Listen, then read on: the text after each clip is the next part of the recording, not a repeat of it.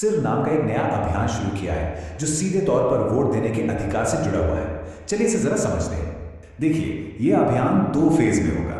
पहला फेज 4 नवंबर 2025 से शुरू होगा, जिसमें बूथ लेवल ऑफिसर्स यानी बीएलओज घर घर आकर वोटर्स की जानकारी को वेरीफाई करेंगे। अब इस पूरी प्रक्रिया का जो आधार है वो बहुत सरल है। 2025 की जो वोटर लिस्ट है उसकी तुलना सीधे सीधे साल 2002 की लिस्ट से की जाएगी और इसी तुलना के आधार पर हर वोटर को ए से लेकर एफ तक 6 अलग अलग कैटेगरीज में बांटा जाएगा। मतलब 2002 की वो लिस्ट ही एक तरह से सब कुछ तय करने वाली है। तो सवाल ये उठता है कि किसी को कौन सी कैटेगरी मिलेगी। इसके लिए ना 2 मुख्य चीजें देखी जाएंगी। पहली, वोटर की उम्र और दूसरी 2002 की वोटर लिस्ट में उनके परिवार का नाम है या नहीं।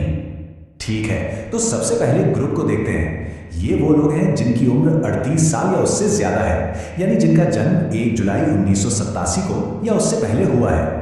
अगर उनका नाम 2002 की लिस्ट में मिल जाता है तो उन्हें रखा जाएगा कैटेगरी ए में, और अगर नाम नहीं मिलता तो उन्हें डाल दिया जाएगा कैटेगरी बी में। एकदम सीधा सा हिसाब है।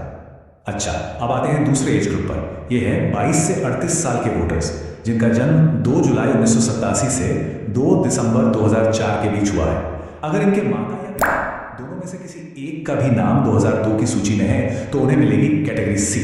लेकिन अगर माता पिता दोनों में से किसी का भी नाम उस लिस्ट में नहीं है तो फिर उन्हें कैटेगरी डी में रखा जाएगा। और आखिर में बात करते हैं सबसे यंग वोटर्स की, यानी 18 से 21 साल के वोटर्स की। यहां पर नियम थोड़े और सख्त हैं। इन्हें कैटेगरी ई में आने के लिए माता और पिता दोनों का नाम 2002 की लिस्ट में होना जरूरी है। अगर एक का भी नाम नहीं मिला तो उन्हें सीधे कैटेगरी एफ में डाल दिया जाएगा।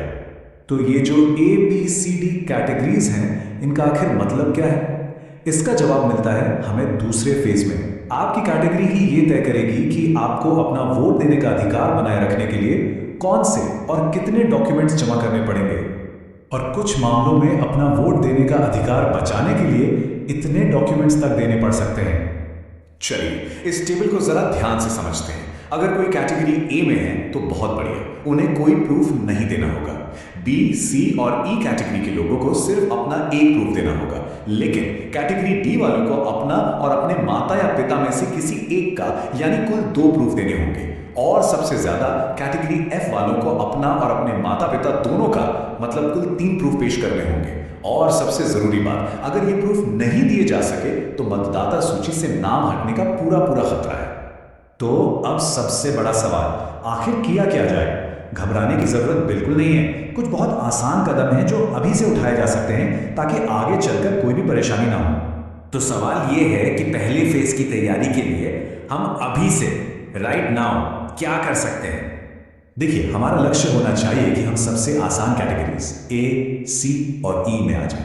इसके लिए क्या करना होगा? जिनकी उम्र 41 साल से ज्यादा है वो 2002 की लिस्ट से अपना नाम, भाग संख्या और क्रम संख्या ढूंढकर अपने बीएलओ को दे दें। जो 21 से 38 साल के हैं वो अपने माता या पिता में से किसी एक की 2002 की लिस्ट की जानकारी अपने बीएलओ को दे दें। और जो 18 से 21 साल की युवा वोटर है वो अपने माता और पिता दोनों की 2002 की जानकारी निकालकर अपने बीएलओ को दे दें। एक बात याद रखिए, अभी से ये थोड़ी सी मेहनत करने का फायदा बहुत बड़ा है। जब पहले फेज में बीएलओ वेरिफिकेशन के लिए आएंगे ना, तो उनके लिए आपको ए, सी या ई जैसी आसान कैटेगरी में डालना बहुत सिंपल हो जाएगा और आप भविष्य की बड़ी मुश्किलों से बच जाएंगे। आखिर में ये सारी मेहनत सिर्फ किसी दस्तावेज के लिए नहीं है। जैसा कि इस गाइड में कहा गया है, ये इसलिए है ताकि हमारा वोट देने का अधिकार बरकरार रहे और हम लोकतंत्र को बचा सकें। तो जागरूक रहिए, अपनी जानकारी तैयार रखिए और इस जरूरी संदेश को दूसरों तक भी जरूर पहुंचाइए।